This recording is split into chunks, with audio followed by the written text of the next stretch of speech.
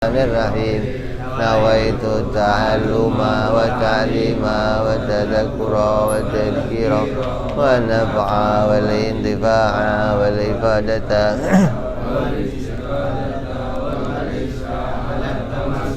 fi kitabillahi wa sunnati rasulillah sallallahu alaihi wasallam wa du'a ilal huda wa dilalata alal khairi ibtigha'a مرضته وقربه وثوابه وحسن الخاتمة ولطفه العافية وصلاح العاقبة.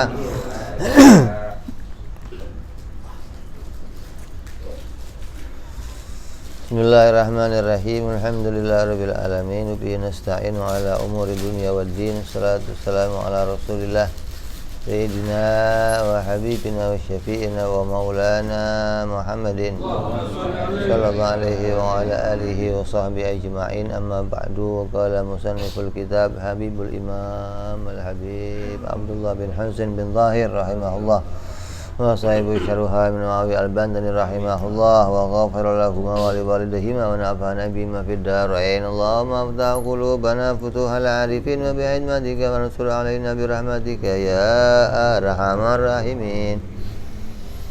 Ilan qal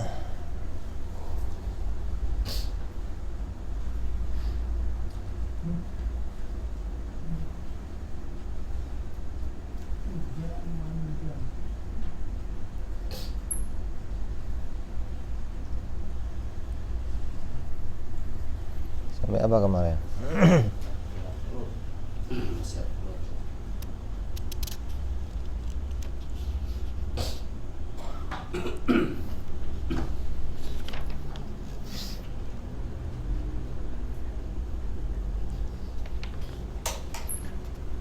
Sehat apa?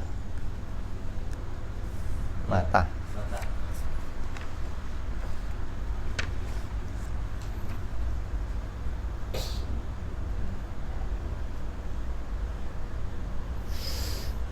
Ini bicara tentang memandang aurat. Memang kalau di dalam mazhab Syafi'i itu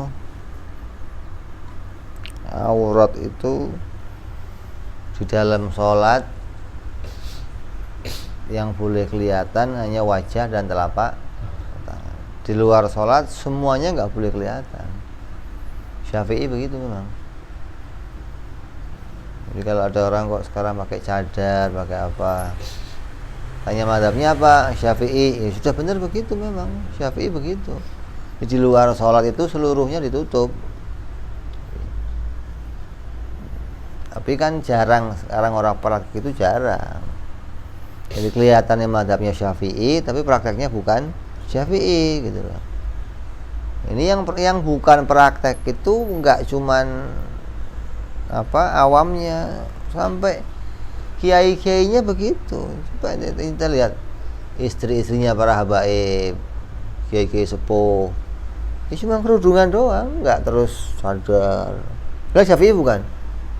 Ya kan aneh, ini kok Syafi'i tapi jadi mazhabnya ikut Syafi'i tapi prakteknya kayak Imam Hanafi. Boleh buka wajah, boleh buka telapak tangan kalau nggak ada fitnah. Lah yang namanya fitnah itu bentuknya apa sih? Bentuknya fitnah apa? Cantik itu fitnah nggak? Jadi wajahnya wanita itu fitnah nggak? Apa cantiknya fitnah? Wajahnya apa cantiknya?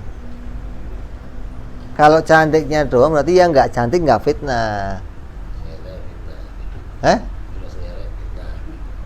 Lah iya dong. Kalau lihat yang cantik ente fitnah ketika sholat, bayang-bayangin asal mau masuk masjid ngelihat dia lewat, wah ya Allahu Akbar yang muncul. Kalau lihat yang jelek ente ngomongin, kalau orang mukanya jelek. Nah, Syafi'i aman, ditutup dua-duanya. Yang jelek jadi ditutup, yang cantik kenapa enggak jadi fitnah gitu loh. Orang banyak menyangka kan, yang cantik doang yang ditutup, enggak ditutup, yang jelek mah enggak apa-apa, enggak bikin fitnah. Padahal dosanya lebih dosa ngomongin orang daripada syahwat. Jadi kalau syahwat urusan kamu sendiri. Artinya ini omongan hati loh. Ini lihat orang cantik nih lewat. Hati ini ngomong, cantik banget. Itu kalau volumenya dikerasin, yang cantik itu denger, pede malah dia. Dia nggak bakal gerundel nggak kalau kamu puji cantik. Tapi kalau yang jelek lewat, udah prongos, pesek, hitam, nggak tutup lagi. Itu kalau hati kamu dikencengin, sakit hati dia. Ente ya mau ke masjid masih ngomongin orang ya. Dosanya lebih parah yang jelek nggak ditutup gitu loh. Jadi makanya diperintahin suruh semua itu biar nggak ada fitnah. Maksudnya yang cantik nggak bikin fitnah teringat-ingat, yang jelek nggak bikin fitnah diomongin gitu loh maksudnya. Makanya diperintahkan untuk nutup aurat di luar sholat untuk seluruhnya. Kemarin sampai kepada pembahasan tentang bolehnya melihat auratnya anak kecil apabila belum sampai kepada syahwat, artinya belum tamyiz anaknya, belum menimbulkan syahwat. Terus wayah far'un,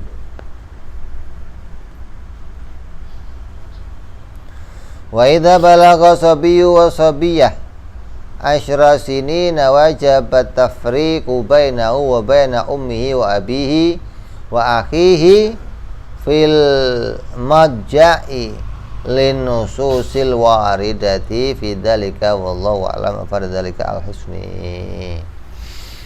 Apabila kita punya anaknya sudah sampai usia 10 tahun, laki-laki 10 tahun, perempuan kok 10 tahun, maka wajib kalian memisahkan tempat tidurnya dari bapaknya, dari emaknya, dari saudara kandungnya yang beda kelamin. Ini jangan lagi dikumpulin dalam satu kamar, tapi dipisahkan kamarnya.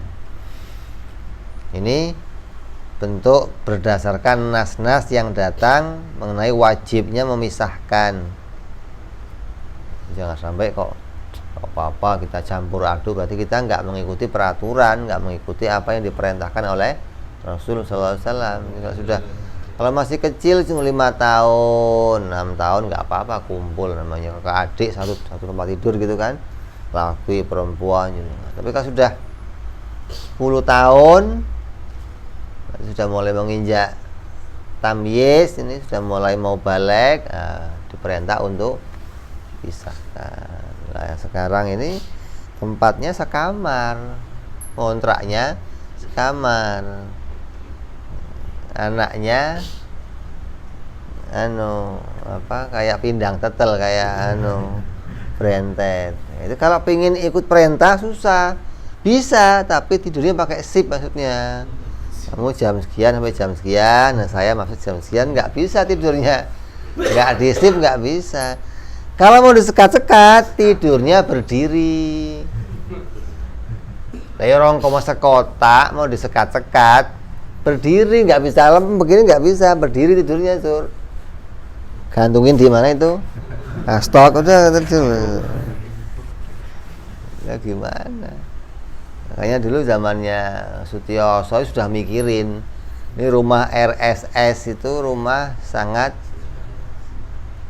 sekarang ditambahin S lagi, rumah RSS S sampai selanjutnya. Ini ya begini kan jadinya ngerepotin, kata Sutioso. Dulu kita mau bangun, mau merelokasi warga itu kita bikinin rusun, bikinin tempat itu, kita pikirkan hingga bikin kamarnya 2. Agar apa? Nanti bisa dipisahkan antara bapak sama anak. Kalau anaknya kok kakak adik, kita bikinin tempat tidurnya 2 susun, bawah sama atas, yang penting dipisahkan. Ini sudah dipikir sampai sekian.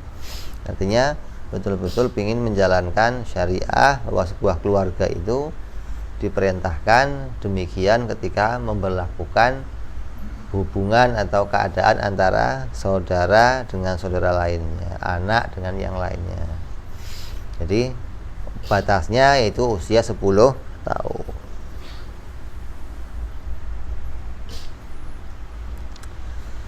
Terus wa yahrumun nadharu bil istihqari ilal muslim, dan haram memandang dengan sikap menghina kepada seorang muslim.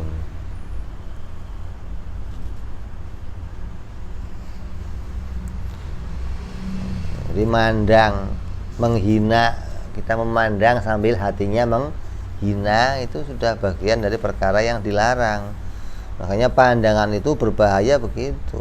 Pandangan itu dikatakan sebagai bagian dari busur-busurnya setan.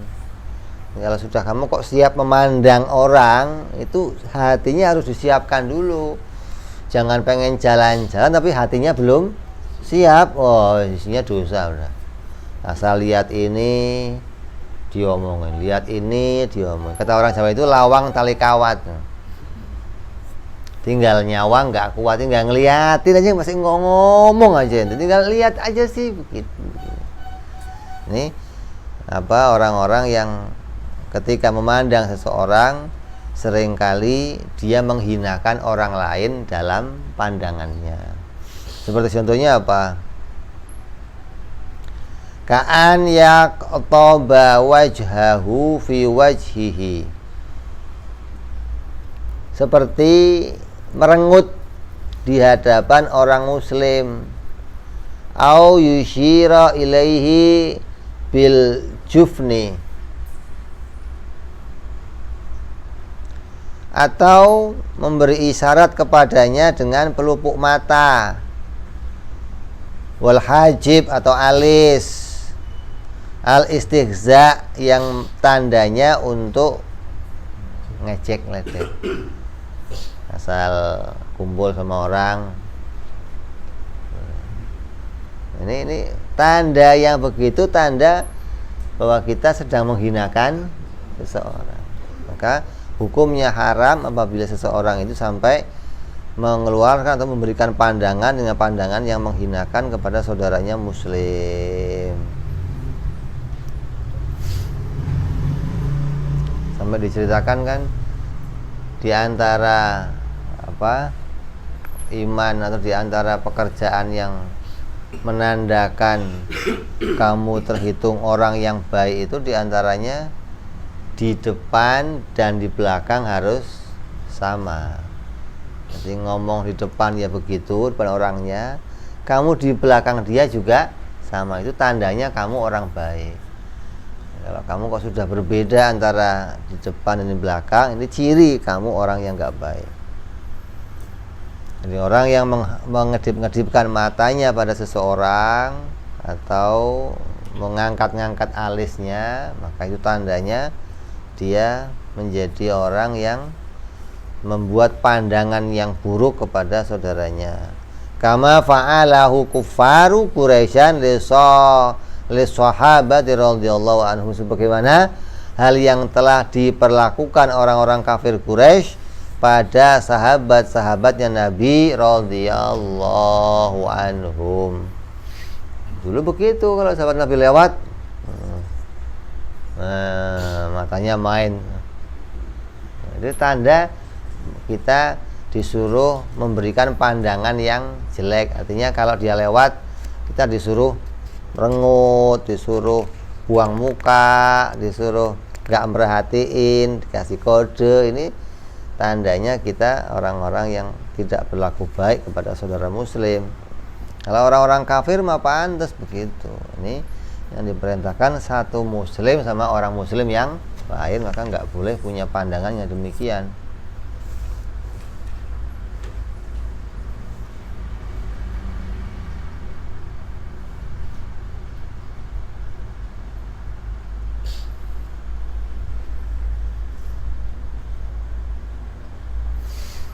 Qala ta'ala hikayatan anhum wa idza marru bihim, ay marrul mu'minuna bil kuffar yataghamazun, mereka itu saling mengedip-ngedipkan mata. Ayushirul kuffara ilal mu'minina bil a'yun al istihza, yang mana mereka menghinakan kepada orang-orang Islam. Ini Quran menceritakan langsung bagaimana orang kafir sering-sering mengedipkan mata, memberi tanda untuk menghina orang-orang Islam yang lewat. Kita ya begitu, biasanya grup-grupan kan. Kalau grup ini lewat, grup anu lewat, kita. Atau orang yang nggak kita senangi lewat, kita sedang kelompok dengan kelompok yang lainnya, kita berikan penghinaan. Ini nggak boleh demikian. Qala Rasul sallallahu alaihi wasallam, la yahillu lil muslimin an yushira ila akhihi binadrihi tu'dhi. Tidak halal bagi seorang muslim berisyarat kepada saudaranya dengan pandangan yang menyakiti saudaranya. Nanti kamu ngelihat orangnya itu sakit hati gitu loh. Kamu ngelihat dia, mandang orang itu, kamu langsung tahu, oh ini orang nggak senang sama saya ini. Artinya kelihatan pandangan-pandangan yang menghina, pandangan-pandangan yang melengos, kurang sedep lah, atau melotot, atau sinis. Ini pandangan yang demikian ini dilarang oleh Nabi SAW ketika kita berjumpa dengan saudara kita. Kayaknya senyum itu ibadah begitu maksudnya, karena ada larangan kamu nggak boleh membuat saudara kamu itu nggak nyaman ngelihat kamu. Kalaupun kamu sedang nggak seneng sama seseorang, mendingan nggak usah jumpai sekalian daripada nanti menghindar atau ngumpet atau gimana. Kalau sampai dipaksakan, kemudian kita punya sikap yang nggak baik, yang ngomong, oh saya lagi sakit perut nih, mukanya begini, jadi pantas, jangan marah ya, begitu. Muka kok begitu amat sih, lagi sakit gigi saya, oh pantas. Ini ada alasannya namanya. Jangan terus muka kayak dilipat-lipat depan orang. Kita yang datang lihatnya aja nggak enak. Gitu. Ini larangan memberikan pandangan yang menghina atau ajakan menghinakan seseorang dengan pandangan mata ataupun kedipan-kedipan kita. Terus wa nadharu fi baiti ghairi bi ghairi idnih. Terus memandang ke rumahnya orang lain tanpa seizin orangnya. Bi an yatla'a min nahwi syaqqin dayyikin fidari ghairihi bi ghairi idnihi ala haramihi. Seperti contohnya melihat seseorang melihat rumah isinya orang dengan adanya lubang yang sempit di dalam rumahnya orang lain dengan tanpa izin darinya pada sesuatu yang dilarang olehnya. Jadi ada rumahnya, kalau dulu kan pagar, ini sih orang dulu ini ada pagar-pagarnya. Asal kamu ngintip, ngeliatin isinya rumahnya orang. Ini dilarang apabila itu tanpa seizin pemiliknya. Qala Allah Ta'ala qul lil mu'minina yaghuddu min absarihim. Katakanlah kepada orang laki-laki yang beriman, hendaklah mereka menahan pandangannya. Artinya menahan tidak sampai melihat kepada rumah-rumahnya orang lain, atau melihat tetangganya yang perempuan dengan pandangan yang kotor. Asal lihat istrinya sebelah keluar, lu nggak ngapa-ngapain, liatin doang, tapi ngeliatnya orang yang dilihat sampai risih. Apa sih ini ngeliatin? Oh, itu haram. Pandangan yang kotor, kan beda ini. Pandangannya orang yang baik sama pandangan orang yang kotor, itu matanya berbeda pandangannya. Perempuan bisa lihat, ini orang geragas ini orang otak mesum, ini Victor ini. Itu kelihatan gitu. Lah orang sekarang itu seringkali malah justru rumahnya dibuka. Asal kita lewat depan jalan kelihatan semua. Sampai ke dalam kelihatan semua, yang lagi ngangkang lihat TV lagi. Lah terus bagaimana?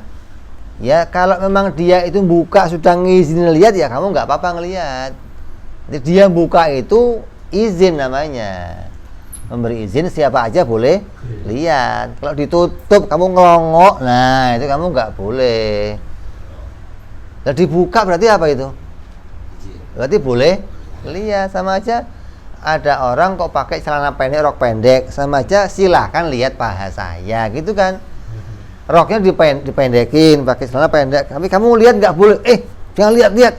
Nah ya bagaimana? Sudah dipendekin kok jangan lihat-lihat. Kalau mau nggak lihat ya ya begitu dong. Masa sudah dibuka nggak boleh dilihat, bagaimana sih?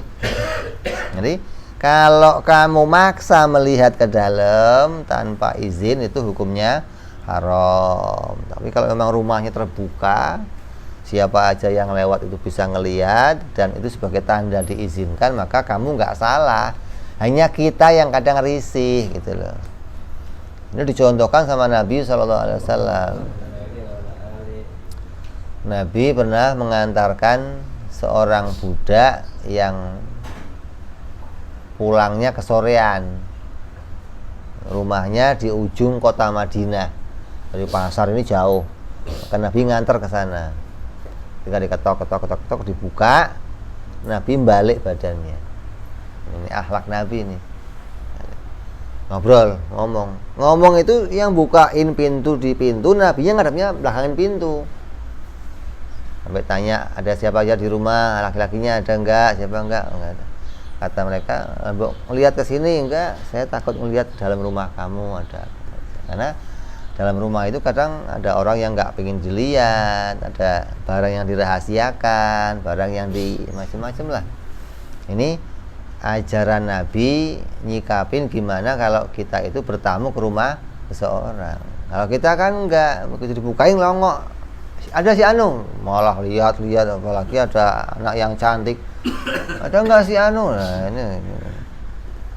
ini kita disuruh menahan pandangan kita, jangan pandangannya liar begitu. Pandangannya harus diatur, pandangannya harus ditata. Jangan sampai pandangannya seenaknya saja. Wa qala Rasulullah sallallahu alaihi wasallam, man ittala'a fi baiti qaumin bighairi idnihim faqad halalahum ay yafqa'u an ainahu. Rawi Syekhan an Abi Hurairah. Siapa saja yang mengamati, mengintip rumahnya suatu kaum dengan tanpa izin mereka, maka sungguhnya telah halal bagi kaum itu untuk mencongkel matanya orang tersebut. Hadis sahih, riwayat yang diriwayatkan oleh Syekhan Imam Bukhari dan Muslim dari Sayyidina Abu Hurairah. Kata Nabi, itu kalau ngintip ketahuan hukumannya congkel matanya. Ini saking beratnya atau larangan yang berat bagi orang yang ngintip sembarangan. Apalagi ngintip orang mandi. Ini ngintip rumahnya aja berbahaya, artinya bisa sampai macam-macam. Apalagi udah kamar mandi udah ditutup, masih di korek-korek. Kalau sekarang nggak pakainya itu kamera ditempel yang kayak pulpen tempel sana tempel sini. Jadi ini larangan yang keras bagi orang-orang yang kalau sekarang ini mestinya sekarang ini kamu nggak perlu ngintip, karena sekarang ini sudah sesuai dengan hadisnya Nabi bahwa wanita-wanita sekarang ini kayak katak di dalam tempurung, badannya nggak kelihatan dari luar, tapi suaranya sampai mana-mana. Itu wanita sekarang. Di rumah pakainya HP, terus joget-joget di kamar, kirim ke Instagram, kirim ke mana? Facebook, kirim. Orang tetangganya nggak tahu, tapi orang Amerika tahu. Orang Arab Saudi tahu anaknya si Anu nyanyi di kamar, kata bapaknya, gua nggak tahu kan. Bapaknya nggak tahu, lihat. Ini hati-hati zaman sekarang ini, di anak-anak kita kadang iseng-iseng main HP, main apa, terus foto-fotonya dikirim-kirim nggak apa, ini bahaya. Sampai jadi kebiasaan yang buruk bagi mereka, hingga pingin memamerkan yang seharusnya nggak boleh dilihat sama orang lain. Kata dia, kan gua nggak kelihatan sama orang, sendiri cuma di kamar gitu kan, orang lain nggak ada yang lihat. Iya, itu begitu dikirim sedunia ngelihat semua, biarin amat kan, gua nggak tahu, nggak malu. Ini sekarang begitu. Kalau saya suruh telanjang depan orang, saya malu. Kalau depan kamera nggak malu. Ini sekarang ini. Padahal itu kamera lebih kejam loh. HP lebih kejam ente. Semenit sedunia bisa tahu semua ente. Kejadian itu bandara nggak bisa umroh aja langsung sedunia tahu semua. Larangan umroh. Wah, videonya Masya Allah. Qala sallallahu alaihi wasallam, man ittara ila baiti qaumin bi ghairi idnihi faqa'u aina fala diyata lahu wala qisasa. Siapa saja yang mengamati atau mengintip ke rumahnya orang lain tanpa izin mereka, lalu mereka mencongkel matanya orang itu, maka tidak ada diat baginya dan tidak ada kisos bagi orang yang mencongkelnya. Nggak boleh minta ganti rugi dan nggak boleh dibales.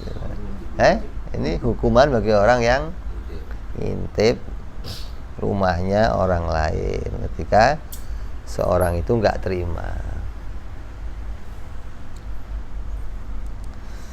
Warawa at-Tirmidzi wa haditsan ghariban walau anna rajulan marra ala babin la sitra lahu fara'a aurata ahlihi fala khati'atan alaihi innamal khati'ata ala ahli manzilin. Zakara dzalika Ibnu Hajar fi Az-Zawajir. Dalam sebuah riwayat pula Imam At-Tirmidzi mengatakan begini, hadatsana diriwayatkan, hadisnya hadis gharib. Hadis gharib itu biasanya yang riwayatin satu orang, hadis langka ini. Kalau untuk akidah nggak boleh ini, kalau untuk syariat masih boleh. Akidah gharib ditolak, nggak diterima. Seorang laki-laki, seandainya laki-laki itu lewat di depan pintu yang tidak ada penutup, artinya rumahnya dibuka pintunya, lalu ia melihat aurat penghuninya, maka tidak ada kesalahan baginya. Sungguhnya kesalahan itu adalah bagi pemilik rumah. Salahnya kenapa dibuka? Kalau sudah dibuka orang lain lihat, ya nggak salah, gimana? Kalau yang salah itu yang sudah ketutup kamu ngelongok, nah ini salah. Tapi kalau dibuka gimana? Ya nggak apa-apa. Makanya di Saudi Arabia itu orang-orang pada pakainya cadar, keluar pakai cadar, rumahnya juga rapet, garasi rapet. Nah, di sini mana bisa, harus masuk peta di pinggir jalan lagi, asal buka keluar kita semua. Tapi juga pakai cadar itu bukan terus jadinya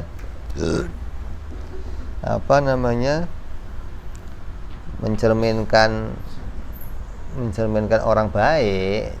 Tinggal orang yang mau pakai cadarnya juga. Di Saudi itu seringkali polisi ketipu gara-gara cadar. Naik mobil berdua cadaran semua, laki-laki perempuan cadaran semua. Masuk hotel kan bingung, ini cadar laki-laki. Ini tergantung, ada juga yang manfaatin namanya. Jadi gimana dipakai modus sih ya, artinya ini cara atau buat jalan keluar, ini menguntungkan sekali ini pakai. Kalau di Indonesia kan nggak bisa, orang nggak ada yang pakai cadar kan. Jadi ini bentuk, kalau sampai rumahnya itu terbuka, kamu kok ngelihat dalamnya, kamu nggak salah. Tapi kalau ada orang kok mandi terbuka, kamu ngelihat, ya salah. Ada orang mandi di kali, kamu ngeliatin, ya salah kamu. Kamu bikin fitnah sendiri namanya. Kalau enggak sengaja ngeliat, kamu enggak salah. Kayak sahabat Rasul yang kita ceritakan kemarin kan, enggak sengaja ngeliat, Allah, menyesalnya sampai mati. Ini orang-orang yang betul-betul menjaga dirinya. Terus lagi, au syai'in akhfahu, dan melihat sesuatu yang disembunyikan oleh orang lain tanpa seizinnya. Ini rumah ada, ngintip rumah dilarang, atau punya barang yang kamu itu enggak diizinkan untuk melihatnya, terus kamu ngintip cari tahu barang itu apa, pengen lihat, itu haram. Apa saja bentuknya. Orang punya mobil baru di rumah ditutup, kamu ngelongok, haram. Orang punya beli barang baru, kamu ngelongok, haram. Kalau selagi orang itu belum menunjukkan, maka jangan dilihat. Kalau kamu maksa untuk ngelihat tanpa seizinnya, maka hukumnya haram melihat sesuatu yang belum diizinkan. Seringkali buka-buka HP, ini yang ini. Kalau istri mah jelas. Ini yang bukan istri aja lah, kawan, ada HP-nya buka, haram kalau nggak seizinnya. Bagasi dibuka atau dibuka, haram. Apalagi dompet, atau apa sih? Nggak maksud mengambil, enggak, ngelihat aja, ngelihat, apa sih, haram hukumnya. Jadi melihat sesuatu yang tidak diizinkan untuk dilihat atau lagi disembunyikan, kamu maksa untuk melihat, hukumnya haram. Apalagi ngentip, itu double haram namanya. Udah ngelihatnya haram, haram juga, itu double haram namanya. Ya kelihatan sih menggiurkan, menggoda ini kayaknya. Ngawe-ngawe loh. Itu gara-gara kamunya fudul begitu, kamunya itu pengen cari tahu. Begitu sudah tahu, akhirnya kan lanjut ini. Yang tadinya cuma pengen cari tahu, begitu sudah tahu, datang lagi nih insting-insting.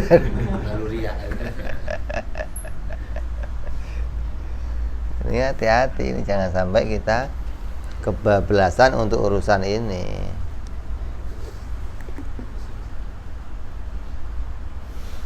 Terus wa yahrumu musyahadatul munkari idza lam yunkir, dan haram menyaksikan kemungkaran bila dia tidak mengingkarinya. Ada perkara yang maksiat, perkara yang menyalahi syariat, terus kamu menyaksikan, kamu enjoy, nah berat ini. Asik ngeliatinnya, orang main judi namanya. Seru loh. Wow.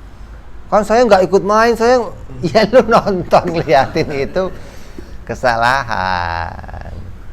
Salah kamu lihat kemunkaran. Sama dengan munkar yang lainnya apa saja.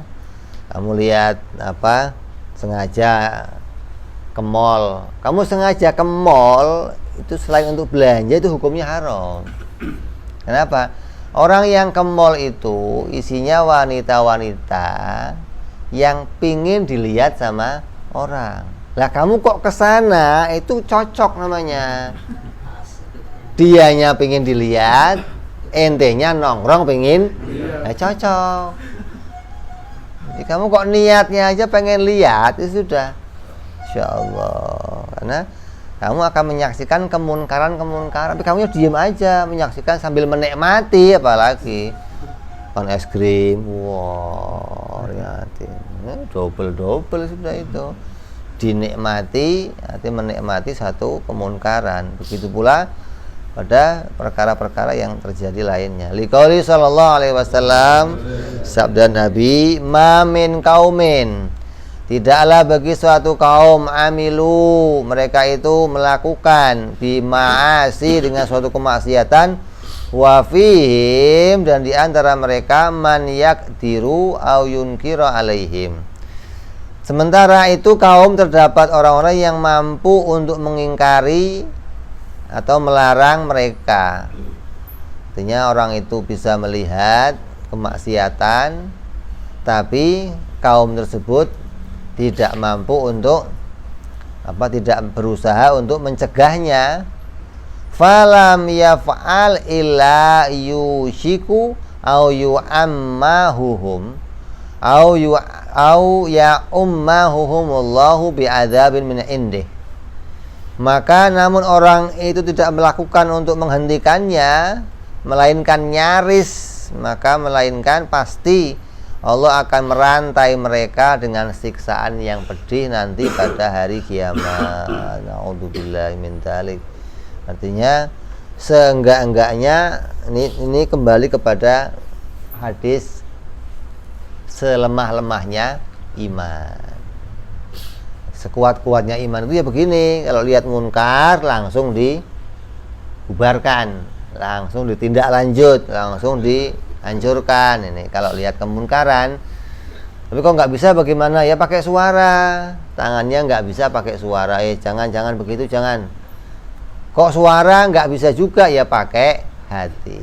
Setidaknya hatinya mengingkari, ya Allah, jangan jadikan saya, keluarga saya, anak turun saya seperti kelakuan ini, ya Allah, maafkan, ampuni. Ya, ini bentuk hatinya mengingkari, jangan malah menikmati. Kalau sudah menikmati, ini bagian yang diancam di sini. Artinya sampai iman yang paling rendah pun kamu nggak punya berarti. Buktinya apa? Buktinya ketika melihat hatinya nggak mengingkari, berarti iman yang paling rendah pun kamu nggak punya. Ini akan sampai pada satu kemaksiatan. Maka dilarang kita itu lihat yang munkar-munkar. Nah, yang paling aman ya yang nggak pernah, yang HP-nya jadul, nggak pernah keluar kemana-mana, aman udah itu mah. Komputer nggak ngerti, Facebook nggak ngerti, Android nggak ngerti, aman dah itu mah. Orang ngomong lu gaptek, bodoh amat, yang penting aman. Ada yang artinya mereka membuat cara sendiri agar terhindar dari hiruk pikuknya keadaan dunia. Di kemajuan teknologi yang begini itu nggak sampai membuat dia terjerumus ke dalamnya. Dia bisa antisipasi dengan pokoknya yang penting kalau mau telepon saya bisa nih nomornya, begitu aja. Asal di WA centrang doang satu, wah masuk sampai kiamat nggak masuk lagi. Nah, orang HP-nya telolet. Ini bagi orang tertentu itu lebih aman bagi dia. Artinya nggak membuat angan-angannya panjang, nggak membuat dia bisa menyaksikan kemungkaran yang harus kita harus menyelamatkan diri begini. Sama dengan melihat video-video di YouTube, video-video pada konten yang macam-macam. Kamu ngelihat sambil menikmati, maka ini kemunkaran. Kalau kamu kok kamu nggak sengaja ngelihat, ya hapus, ganti, jangan apalagi dikirim kepada orang lain. Ini namanya dosa berantai itu. Dosa jariah itu, udah kamu kirim ke yang lain, dosanya jalan terus sudah itu. Ini bahaya ini. Jadi sekarang itu begitu keadaannya. Jadi banyak orang-orang yang nganggap saya kan nggak maksiat, saya cuma ngeliatin. Ini nggak konsekuen, sama kayak kiai-kiai kita juga nggak konsekuen. Ada apa? Dilarang orang itu main organ, dilarang main gitar, tapi suaranya opek didengerin. Nah, sholat itu pakainya gitar, pakainya organ. Nah, tadi ngelarang piano, ngelarang organ, ngelarang gitar. Tapi kalau dengerin musiknya mau. Tanya, gimana sih Kiai? Kan beda dengerin sama main. Kok beda dengerin sama main? Bedanya bagaimana sih? Itu loh maksudnya. Jadi nggak konsekuen kadang. Jadi begitu pakai kerudung, ikutnya madhab Syafi'i, tapi prakteknya ikut Hanifah, Abu Hanifah. Gitu semua. Urusan musik ya begitu, dilarang pakai ini, biola dilarang, ini dilarang, tapi musiknya didengerin. Namanya apa? Tidak konsekuen atau tidak sesuai dengan apa yang disampaikannya. Terus diantara pula lagi larangannya au idza lam yu'dzar, atau apabila tidak dinilai udzur. Maksudnya bi khilafi ma idza kana ma'dzuran ka'an lam yaqdir ala inkar. Berbeda halnya apabila keadaannya dinilai udzur, seperti ia tidak mampu untuk mengingkari, melarang atau menghentikan, maka ya enggak salah. Artinya apa namanya, orang tua atau anak kecil lihat perkumpulan anak-anak muda kumpul pada minum-minum, dia nggak bisa mencegah. Tahu dia, saya tenaganya kecil, kalau saya cegah, wah, bukan bubar, bonyok maksudnya. Ini bubar enggak, bonyok iya, ini udahlah. Ini yang demikian, maka kecuali ada udzur, maka itu tidak menjadi suatu kesalahan. Bi an khafa ala nafsihi. Semuanya udzur itu apa? Takut pada mengancam sesuatu untuk dirinya sendiri. Au malihi, atau kepada hartanya. Ini takut. Ini kalau saya suruh minggir depan toko pada mabuk, bongkar, toko saya juga pindah. Orang yang nggak pindah, toko saya, wah ini harta mengancam, toko bisa bubar. Au ghairihi, atau kepada keluarganya. Ini kalau anak saya lewat nanti diancam. Ini ada udzur nih. Bisa jadi itu untuk alasan kamu nggak berusaha untuk menghentikan karena ada udzur yang membahayakan. Au ghairihi mafsadatan a'dhama min mafsadatil munkar, atau al-waqi', atau bahayanya lebih bahaya dari yang sedang terjadi. Ini ada yang terjadi umumnya di luar itu pada minum-minuman apa ini? Pada minuman keras kumpul.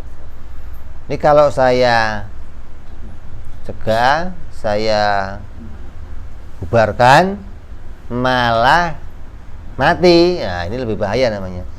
Artinya yang tadinya mereka cuma minum arak, akhirnya bunuh, dosanya nambah. Nah, itu jangan sampai. Atau yang tadinya mereka itu cuma minum arak, jadinya ngancurin rumahnya orang lain. Yang tadi cuma main judi, jadinya berantem, bunuh-bunuhan. Berarti meningkat. Dosa yang mungkar yang terjadi dengan akibatnya lebih. Ini harus diperhitungkan. Oh, saya nggak boleh nih. Kalau saya rubah, meningkat dosanya. Itu bukan dosanya saya, itu dosanya orang itu akan meningkat. Saya akan dibunuhnya, saya akan dipukul, saya akan. Ini lebih meningkat dosanya dari yang sebelumnya. Maka ini bagian juga dari udzur. Au yagliba ala dhannihi anal murtakiba yazidu fi ma huwa fihi inadan wa in kana kadzalika fayu'dharu. Atau mendominasi atau mempunyai prasangka bahwa si pelaku maksiat akan menambahkan kemunkaran yang sedang ia lakukan dengan sikap menantang, maka itu juga dianggap sebagai udzur. Jangan minum di sini, malah ngundang grup lain, oh yuk minum bareng. Wah, ini mah nggak bisa dikasih tahu ini. Malah nantang. Jangan ciuman di sini, malah buka baju. Wah, ini mah berapa ini begini. Artinya yang dikerjakan malah bukannya sadar, bukan insaf, bukan minggir, malah menantang satu kemaksiatan, menganggap itu hal biasa, nggak apa-apa, nggak dosa, kamu aja yang kuno, kuper. Wah, ini anak zaman sekarang begini, nggak bisa dikasih tahu begitu. Kalau yang demikian terjadi, maka itu bisa disebut sebagai udzur untuk tidak memberi tahu, untuk tidak menghentikan, untuk tidak merubah. wa yufarik aidzalikal munkar hina idzin, dan tidak memisahkan diri yakni dari kemunkaran itu di saat seperti ketika menyaksikan kemunkaran. Artinya ketika kamu kok ngelihat, kamu nggak misahin diri, nggak berusaha untuk menghindar, nggak berusaha untuk menjauh, maka ini bagian juga dari satu kesalahan. Udah ada udzur nih, tapi di situ aja nggak menghindar, ya sama aja. Menghindar, jangan sampai berlakunya kemaksiatan itu bisa nantinya merembet ataupun berkembang kepada yang lainnya.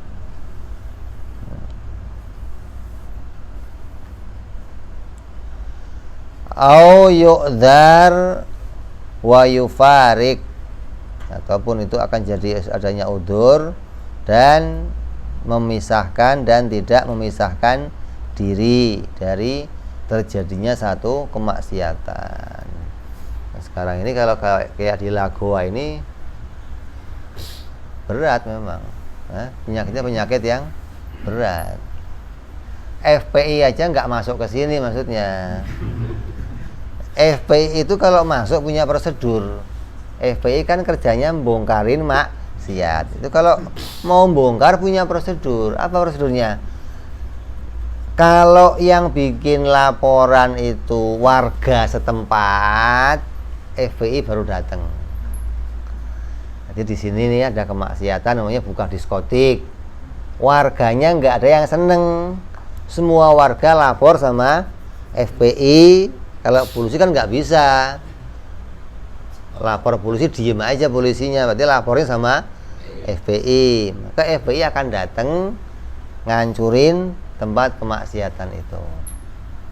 Tapi kalau nggak ada laporan dari tetangga sebelah, FPI nggak bakal datang. Biar maksiatnya gede juga, kenapa? Berarti isi tetangga semua itu semua enjoy. Gimana mau dibongkar? Lah ya kalau maksiat itu didukung sama masyarakatnya kan berat. Bagian parkirnya Pak RT, bagian Pak RW, bagian subsidinya komplit. Ya bagaimana mau dibongkar begitu? Kalau kok yang lain datang malah diusir. Mikir, ini lapangan gua jangan mari. Ini yang berat ini. Jadinya kita harus lihat keadaannya. Ini kalau memang kondisinya sudah didukung sama masyarakat, berarti yang perlu dihancurkan bukan maksiatnya, tapi ngirim ulama untuk disadarkan ke situ, menyadarkan orang-orang yang orang-orang yang pada maksiat. Ya riwayatnya zaman ini riwayat zaman Abu Yazid Al-Bustami radhiyallahu. Ada ulama besar Abu Yazid ini. Abu Yazid itu tiap hari kerjanya nangis, wirid, dzikir sama Allah, pokoknya urusan ibadah terus lah. Terus satu hari itu dia munajat sama Allah, ya Allah, mbok saya ini ditunjukkan nanti teman saya di surga itu siapa? Teman saya yang bareng di surga itu siapa ya Allah? Dia lagi di masjid, ditunjukkan ada orang tidur di belakang situ. Itu yang tidur itu teman kamu di surga. Kata Abu Yazid apa? Saya ya Allah, ini tiap hari nangis, tiap malam melek, ini tidur begini aja, masa teman saya ya Allah gimana sih? Abu Yazid nggak percaya, nggak yakin kalau dia temannya di surga. Yang lagi tidur itu ngelilir, iya saya teman kamu. Wes katanya, gua belum ngomong, tahu juga ini orang keras juga ini. Saya belum ngomong, ini orang di pojok. Iya saya teman kamu di surga nanti. Kamu nggak percaya sama saya, diajak. Abu Yazid ini orang pondokan, kerjanya di dalam rumah, orang datang di kalau kata siapa namanya yang kiai yang meninggal, siapa kemarin itu, ini yang orang Jakarta, yang orang yang Adikro siapa, Arifin, Kiai Arifin. Kata Arifin apa? Ulama itu ada 4 macam. Ada ulama yang namanya air hujan. Ulama kayak air hujan. Berarti dia itu kemana saja nyiramin, nggak usah diundang, nggak usah, datang kemana aja dia nyiramin. Nah ini wali yang tadi ini kayak air hujan itu tadi, kerjanya datangnya ke diskotik, warung-warung remang-remang, tempat-tempat nongkrong, yang minum arak di air putih minumnya. Itu disebut ulama air hujan. Ada lagi kayak Abu Yazid mata air. Di situ aja kemana-mana, tapi orang datang ngambil air. Keberkahannya diambil. Nah ini Abu Yazid ini mata air, suruh keliling bingung, bukan orang lapangan, suruh ketemu orang mabok, orang segini liatin, aduh ruwet kata orang yang tadi itu kata apa? Ini Abu Yazid, separuh yang tukang mabok sudah saya sadarin, separuh lagi tugas kamu. Separuh lagi tugas kamu. Kalau kamu pengen sama saya di surga, dibalik bukan saya. Kalau kamu separuhnya tugas kamu. Abu Yazid munajat sama Allah, ya Allah, kalau memang ini tugas saya, maka berikan kemudahan ya Allah. Kata Abu Yazid itu teman kamu yang tukang mabok semua suruh kumpul semua, suruh lihat muka saya, tobat besok insya Allah. Ribet-ribet kamu pakai duduk di sana nongkrong. Ini beda makom, tingkatannya namanya mata air sama air hujan. Bener dikumpul, saya kumpul semua kumpul. Begitu kumpul, Abu Yazid datang liatin munadharah sama Abu Yazid. Allah sentuh hatinya, nangis, tobat, semua jadi muridnya Abu Yazid. Selesai ini orang-orang wali-wali. Ini bagaimana caranya orang-orang itu menyelesaikan permasalahan.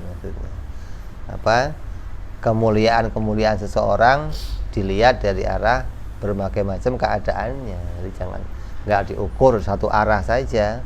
Ini riwayatnya orang-orang alim, riwayatnya orang-orang yang suka nongkrongnya di tempat-tempat yang seperti itu, tapi tugasnya untuk beresin, tugasnya untuk mengajak mereka keluar dari lembah hitam. Nah kalau ada yang nongkrong tapi ikut masuk gimana? Ya jangan suruh nongkrong, itu suruh jauh-jauh. Yang namanya orang mau nolongin orang berenang itu harus bisa berenang. Dia harus lebih ahli berenang dari yang tenggelam gitu loh. Kalau enggak nanti kayak kemarin di TV itu yang ditolongin selamat, yang nolongin anyut. Itu kan begitu, gara-gara ada orang kejebur limbah, ada orang tersesat, dia mencoba nolong tapi enggak ahli. Nah, akhirnya yang lainnya selamat, malah dianya enggak selamat. Ini yang harus kita hati-hati. Jadi ini batasan-batasan yang kita diingatkan oleh Hadratul Imam Abdullah bin Husain bin Thahir.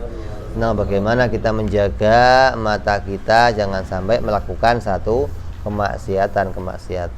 Insyaallah kita sambung yang akan datang bicara lagi pada bab yang berikutnya, yaitu pasal yang menerangkan tentang maksiat-maksiatnya lisan dan hukumannya orang yang menuduh orang lain berzina. Lisan kan nih, bikin fitnah. Jadi kita akan bicara insyaallah bab yang akan datang. Wallahu a'lam bishawab. Ila hadratin Nabi al-Fatihah.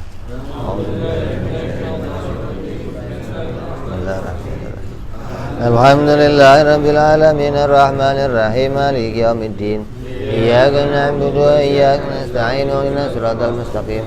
Siratal ladzina an'amta 'alaihim ghairil maghdubi 'alaihim waladdallin. Amin ya rabbana tarabna biyana naqtarabna wa anana asrabna 'ala al-Allah وتب علينا توبة تغسل كل عوبة